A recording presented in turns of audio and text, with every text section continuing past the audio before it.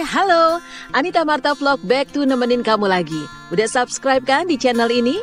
Kali ini vlog saya akan bercerita seputar proses dubbing dan dubber yang juga merupakan bagian dari dunia profesi penjual suara. Berbeda dengan voice over, dubber lebih didefinisikan sebagai mengolah suara menjadi berbagai macam karakter suara dalam bentuk storytelling. Jadi, seorang dubber itu kudu banget punya kemampuan voice acting yang kuat sehingga pendengar atau pemirsa bisa ikut merasakan apa yang ingin disampaikan dari olahan vokal seorang dubber. Nah, di vlog ini kita akan sekalian room tour ke sebuah studio recording legend di kawasan Menteng Dalam yang amat familiar bagi para penjual suara. Kamu juga bisa kenalan dengan dua teman dubber saya yang hari itu kita sama-sama melakukan proses dubbing untuk sebuah project teen lead. Yuk! Ya, kita menuju ke sebuah studio legendaris yang udah lama banget. Dan biasanya semua voice over tuh pernah deh take VO di sini. Oke, ini namanya Swanton Studio. Kita udah sampai di sini. Wih, udah puluhan tahun nih ini studionya dan masih tetap seperti ini. Sekarang kita mau nengok ke beberapa studio recording ya yang ada di Swanton. Ada dua sebenarnya, tapi yang lagi beroperasi satu nih. Kita tengok ya.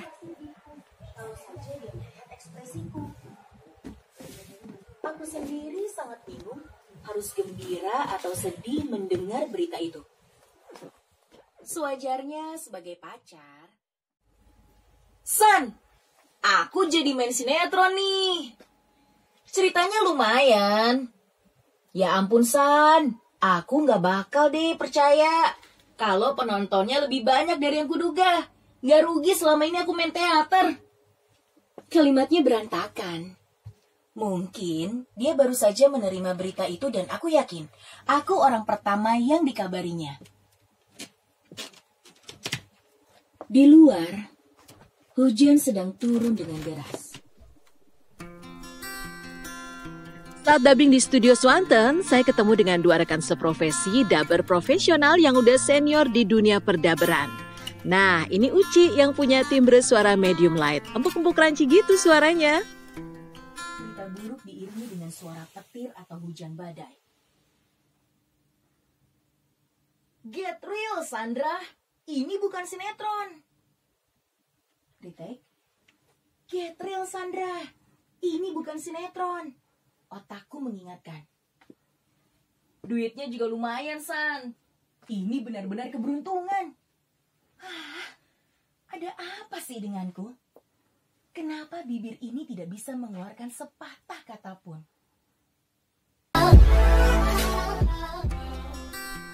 Saat dubbing, kita perlu menyiapkan berbagai poin supaya proses dubbing yang kita lakukan berjalan lancar. Pertama, hindari makan goreng-gorengan dulu deh sesaat sebelum dubbing dimulai. Terus siapin air putih yang cukup biar suara kita nggak serak. Dan next, pelajari juga naskah yang akan kita mainkan suaranya sebelum masuk ke ruang dubbing. Ini tujuannya supaya waktu nggak kebuang banyak, hanya untuk retake karena dubbernya nggak siap. Dan jangan lupa juga untuk menyimak serta dengerin arahan dari voice director dan tes level suara atau sekalian latihan dulu sebelum dubbing dimulai. Jadi model sudah cukup merepotkan aku. Tapi aku tahu, kamu ingin yang lebih dari sekedar jadi model. Apa pendapatku masih penting? Oke. Akhirnya kata itu yang kupilih. Oke. Kok oke? Suara Rian terdengar bingung. San, ada apa sih? Kamu maunya aku bilang apa? Kok kamu jadi sinis gitu? Aku kan cuman pengen tahu pendapat kamu. Apa pendapat aku penting? San? Satu kata buat profesi ini adalah menyenangkan. Hobi yang dibayar kali ya, Mbak? Banget. Bener banget. Jadi pertama ini kan aku suka acting. Oh gitu. Dulu. Jadi basicnya suka terus acting. Tiba-tiba dipanggil ke satu studio, diajak sama teman teaterku. Jadi emang suka ini ya, buat apa? Biasanya isi suaranya buat apa? Yang paling sering?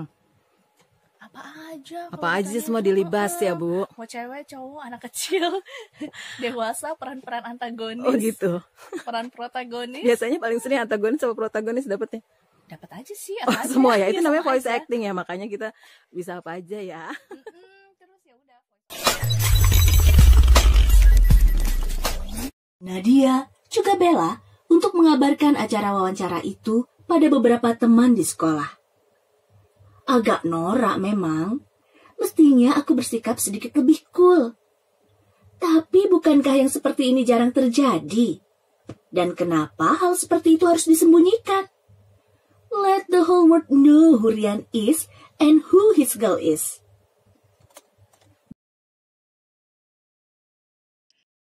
Ini adalah Pak Agus dari Swanten yang akan memix dan mengedit hasil suara yang sudah dikeluarkan oleh para daber tadi. Akhirnya aku berumur 17 tahun. Tahu tidak? Ternyata rasanya biasa aja kok. Tidak seheboh yang pernah kubayangkan. Bahkan bisa dibilang agak melenceng dari bayangan. Tapi tidak melulu jelek juga sih. Ada beberapa hal yang terjadi justru lebih baik daripada bayanganku. Kalau memutar kembali kenangan 7 atau 8 tahun yang lalu, aku sering merasa geli. Geli karena menyadari betapa lugunya aku dan betapa banyak hal penting yang kulupakan pada masa itu. Yang masih kuingat dengan cukup baik adalah bagaimana aku semasa SD dulu ingin sekali segera mengenakan seragam putih biru. Saat itu melihat cewek-cewek SMP rasanya cool banget. Kelihatan udah gede dan bisa melakukan banyak hal yang tidak bisa dilakukan. Oke, udah selesai take-nya. Tadi kita habis take untuk teen lead di studio Swanten dan udah kelar. Bismillah, bismillah.